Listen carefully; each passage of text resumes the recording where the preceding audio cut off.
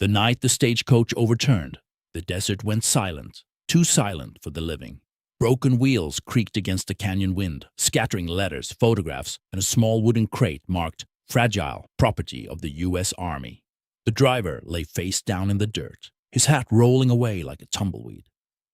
Only one passenger moved, a woman in a black traveling dress, coughing up dust and blood. Her name was Evelyn Hart, once the wife of a preacher, now the reluctant widow of a man the frontier had swallowed whole. Evelyn had left the safety of Missouri with one purpose: to start over in a mining town where no one knew her name and where her past sins couldn't follow. But fate had other plans. As she staggered to her feet, her gaze caught on the crate. Blood smeared across the lid where the driver had fallen. She didn't know why she felt drawn to it, only that it seemed alive, like it carried something more than metal or orders. Something meant for her. By sunrise, she was walking alone through the desert, dress torn, hands blistered, the crate strapped to the back of a half-dead mule. Every step whispered the same words through her mind. "You shouldn't have come here." She ignored the voice, just as she'd ignored her husband's warnings before he'd ridden off to spread the word in Apache territory and never returned. The land was cruel, but Evelyn was tougher than she looked. She reached the small settlement of Ash Hollow 2 days later, a mining town sitting like a bruise on the land.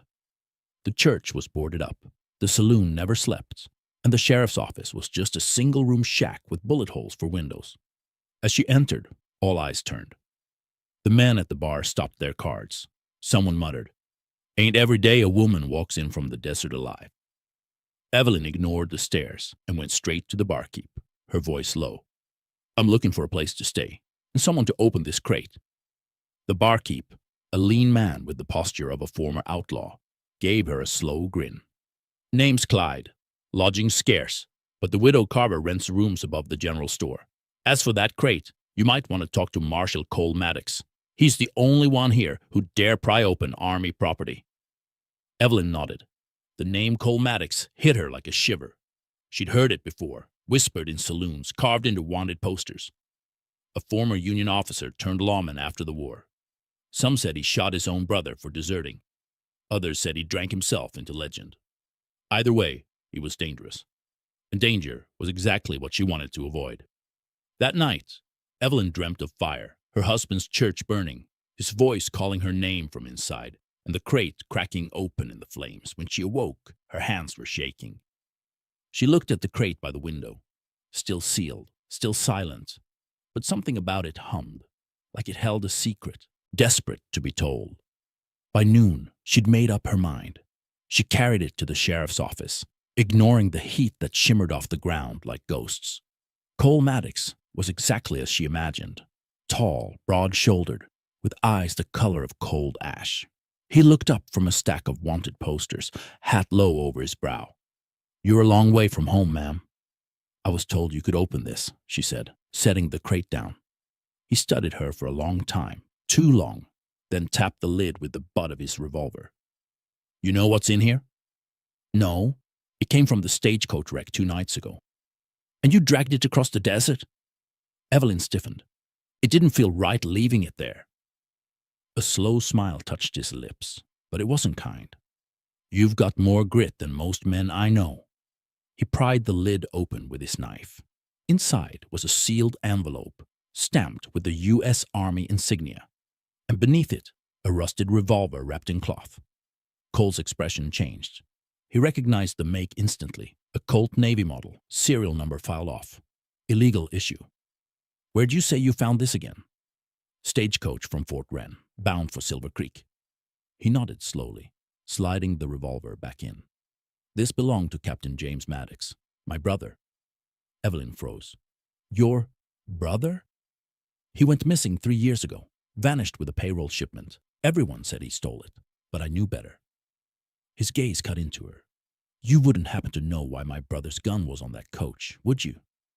Evelyn shook her head, but something in her gut twisted. The driver had been carrying a letter addressed to Mrs. Evelyn Hart. Maybe that was why she'd survived. Maybe that crate had been meant to find her. That night, Evelyn found herself unable to sleep. She stood by the window, watching the moonlight wash over the empty street. Down below, she saw Cole leaning against a post, cigarette glowing in the dark.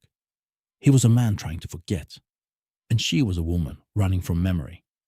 The next morning, she went to see him again. "Marshal Maddox," she began.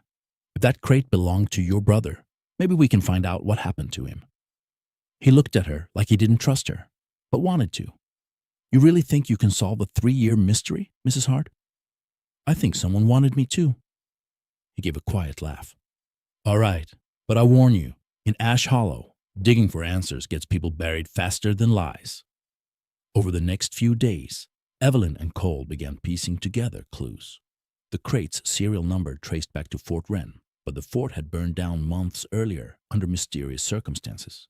Several soldiers were reported missing. One of them, a woman named Clara Dane, last seen boarding the same stagecoach Evelyn survived. Something connected the two, and Evelyn could feel the walls closing in. Each night, she and Cole grew closer, their conversations longer, their silences heavier. He told her about the war, about losing his brother, about watching the West turn from promise to ruin. "You ever feel like this land don't want people to be happy?" he asked one night. "All the time," she whispered. "But maybe it's not the land. Maybe it's what we bring to it." That was the first time he smiled without bitterness. By the end of the week, the desert gave up another secret. A prospector found a burned leather satchel buried near the old state route. Inside were charred payroll notes and a half-melted army tag engraved J. Mad. Cole didn't speak for a long time after seeing it. When he finally did, his voice was low. "He didn't steal it.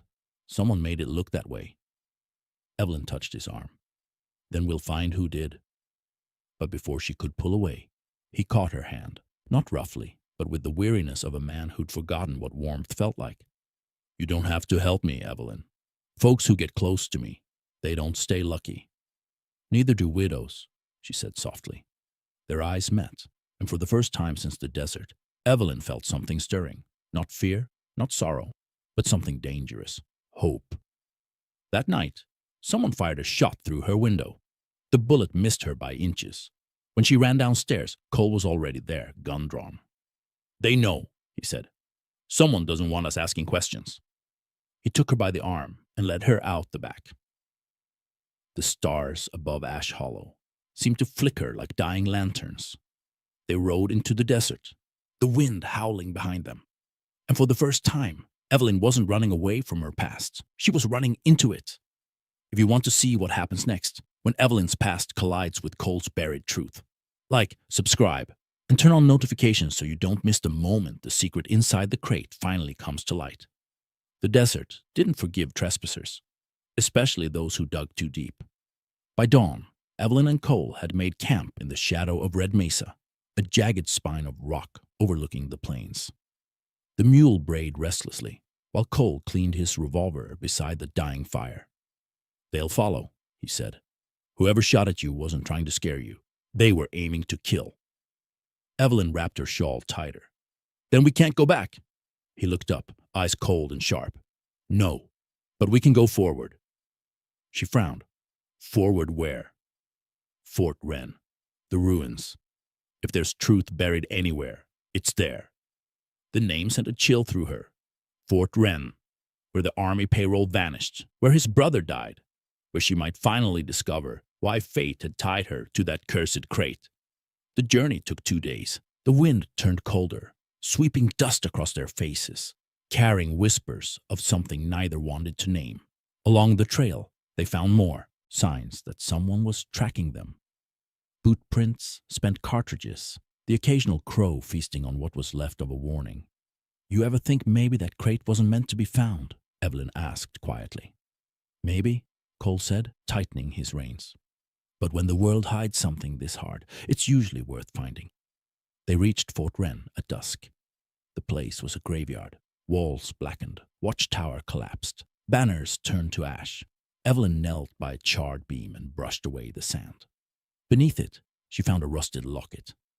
Inside was a tiny photograph of 2 men, Cole and another, nearly identical, wearing a captain's insignia. "James," Cole whispered. "He was always smiling, even when bullets were flying." He turned the locket over and froze. Scratched into the back were 4 words. It wasn't me. Find Clara. Clara Dane, the missing soldier, the name that kept circling back like a ghost. Cole stared out over the ruins. If she was the last one to see him alive, maybe she's the one who took the gold. Evelyn shook her head. Or maybe she's the one who tried to clear his name. Either way, he muttered, she's our next step. That night, Evelyn dreamt again. The stagecoach, the fire, the sound of her husband's voice calling her name. But this time, another voice joined it. You were never supposed to open it. She woke with a start, sweat slicking her skin. Cole was gone. Panic spiked. She stumbled out into the moonlight and froze. At the edge of camp, 2 men held Cole at gunpoint. Marshal Maddox, one of them, drawled, "You should have stayed out of army business." Cole didn't flinch. "Tell your boss he'll have to do better than a midnight ambush." Before Evelyn could shout, one man spotted her. "We got company." A gun went off. Evelyn dropped behind a rock, heart pounding. Cole fired twice, hitting one of the men square in the shoulder. The other ran, disappearing into the darkness. When it was over, Cole leaned against the rock, blood trickling from a graze on his arm. "You all right?" he asked. "You're bleeding. You should see the other guy." Despite the danger, she couldn't help the small laugh that escaped her. It was the first time she'd laughed in years, raw, startled, almost human.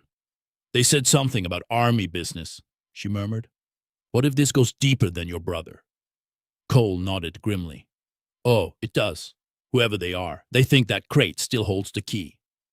By morning, the survivors' trail led north to Silver Creek, a mining town swallowed by greed. Its streets were ruled by a man named Gideon Rourke, former lieutenant, now self-made kingpin.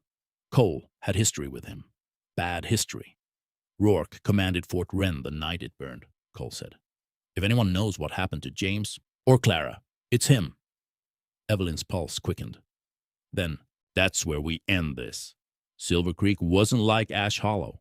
It was richer, louder, meaner. Saloon girls leaned from balconies. Gamblers shouted over piano tunes, and men with guns in their belts watched from every corner.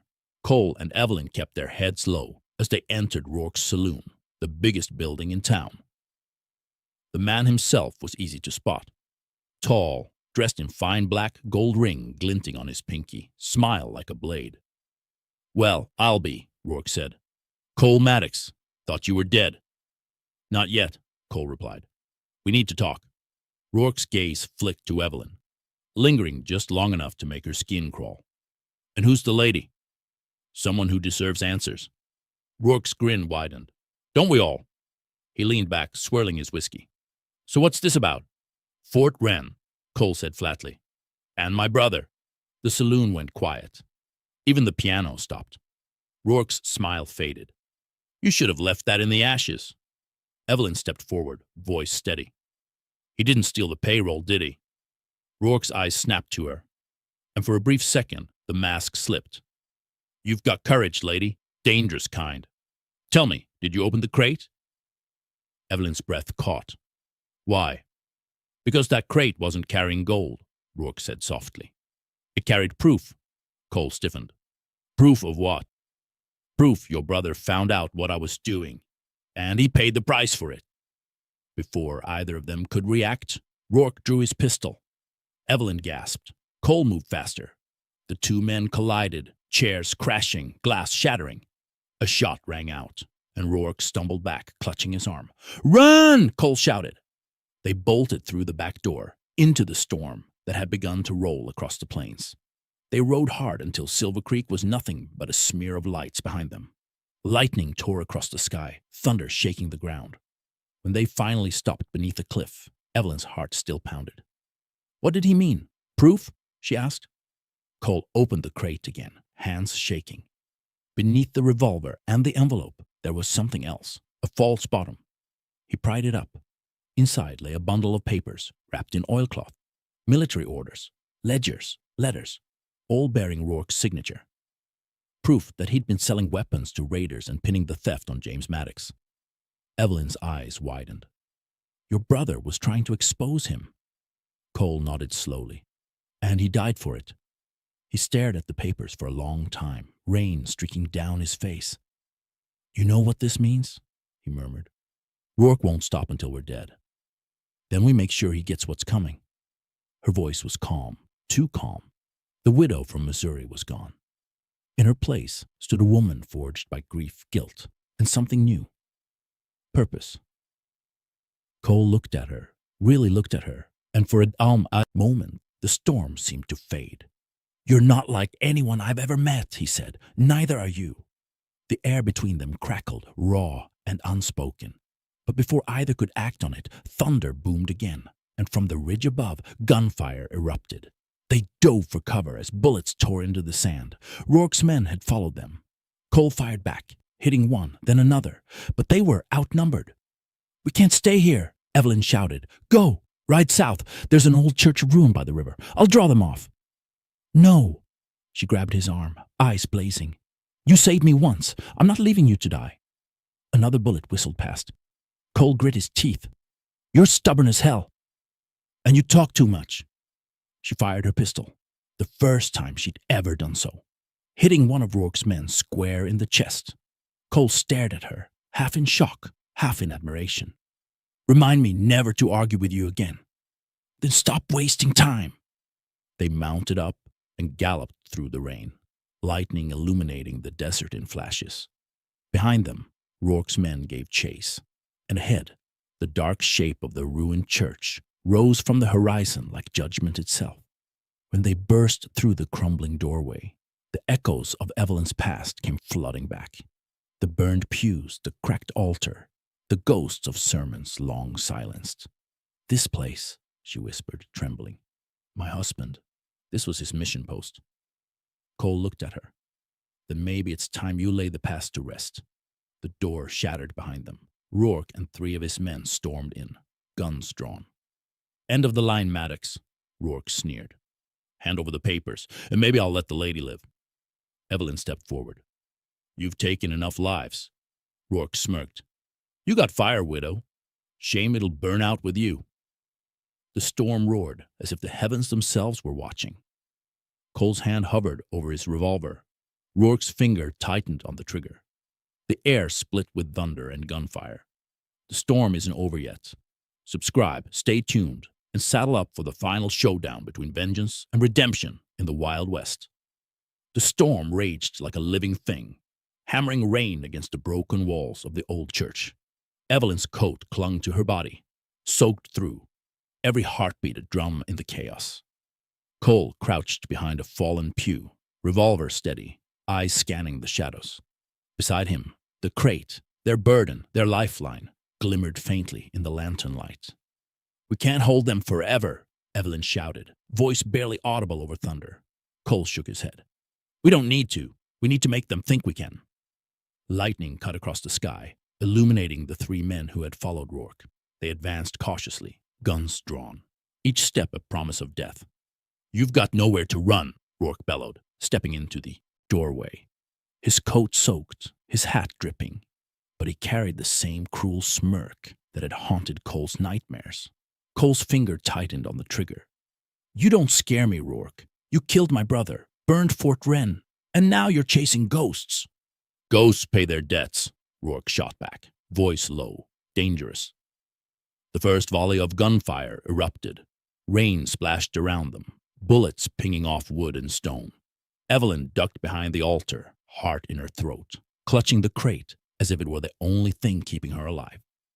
Cole moved like lightning, stepping from shadow to shadow, firing with precision. One man fell, another screamed and tumbled into the pews. But Rourke was cunning. He didn't aim for the obvious. Cole, Evelyn shouted. The crate. He pivoted, eyes narrowing. A man had grabbed the crate and was trying to drag it toward Rourke. Evelyn sprang forward, knocking him off balance. The crate slid across the floor, crashing into the altar. Gold coins spilled like falling rain, catching the lantern light. It's ours, she cried, adrenaline fueling every move. Rourke's eyes widened. Hand it over. Not a chance, Cole said. The final showdown was close. 2 men still alive, revolvers smoking, the storm above mirroring the chaos below. Evelyn found herself back to back with Cole, heart hammering, sweat and rain mixing on her face. "Ready?" she asked. "Always," Cole replied. They moved as one, instinct and trust guiding them. A shot, a feint, and suddenly the last two men lay still. Rourke stumbled, cornered, nowhere to run. Cole's revolver pressed against his chest, unwavering. "It ends tonight," Cole said. Rourke laughed, low and bitter. "You think you've won? That crate, it's not just gold, it's proof. And there are others." "Doesn't matter," Evelyn said, "because we survived you." Cole tightened his grip. Rourke's smirk faltered, fear flashing in his eyes. Then he lunged, desperate, reckless. Cole sidestepped, and Rourke crashed into the altar, coins scattering across the wet floor. "Stay down," Cole barked. The fight was over. Rourke was alive, but broken, humiliated, defeated, powerless. The storm seemed to hold its breath, as if acknowledging the end of this chapter. Hours later, dawn broke. The rain had stopped, leaving the desert washed clean, the sun piercing through lingering clouds. Evelyn and Cole sat on the steps of the ruined church, the crate safe between them. "We did it," she whispered, voice trembling. "Yeah," he said, exhaustion heavy in every word. "But it cost more than we thought." She touched his hand lightly. "We're alive? That counts for something." Cole looked at her, really looked at her. "You're not just alive. You're incredible. I've seen fear, grief, loss, and somehow you keep moving. You don't just survive. You fight." Evelyn smiled faintly, a small, weary curve of lips. "Somebody has to, and maybe someone has to fight with you, not just for themselves." Cole's eyes softened. "Guess we make a good team then." "The best," she said, the word carrying more weight than gold, more meaning than survival. They opened the crate fully, counting the gold, sorting the documents, piecing together the story of betrayal and greed that had haunted them for months. The ledger proved everything: Rourke's embezzlement, the lies that led to James's death, the army's silence. "Justice," Cole muttered. "It's not just about revenge, it's about truth." Evelyn nodded. "Then let's make sure the world knows it. But first—" She hesitated, then added softly, "We bury the past?" They rode to Fort Wren, the site of James's last stand. With care and ceremony, they interred him under the old hill, coins laid atop in silent tribute, a symbol that his fight had not been in vain. "Rest easy, brother," Cole whispered, voice breaking. Evelyn brushed dirt over the grave, feeling a weight lift from her chest. "And now, we live." Weeks passed. The desert began to bloom again with spring rains. Evelyn and Cole returned to the ranch, the forge still warm, the crate emptied but its lessons intact. They worked side by side, hammer and anvil, plow and soil. Their bond had transformed, no longer just a survivor and protector, but partners in every sense. "You're quieter than I thought you'd be," Cole teased one evening, leaning against the barn. "Life's too short for unnecessary words," she replied, a grin tugging at her lips. Cole's laugh rumbled, warm and full. "I could get used to that." Night fell. They sat by the fire, the last embers flickering. Evelyn held a cup of coffee, warmth seeping into her fingers. "Do you ever think about him?" she asked quietly, nodding toward the stars. "Every day," Cole said. "But you remind me that hope doesn't have to die with grief." Evelyn's gaze softened. "And you remind me that courage isn't just about fighting bullets.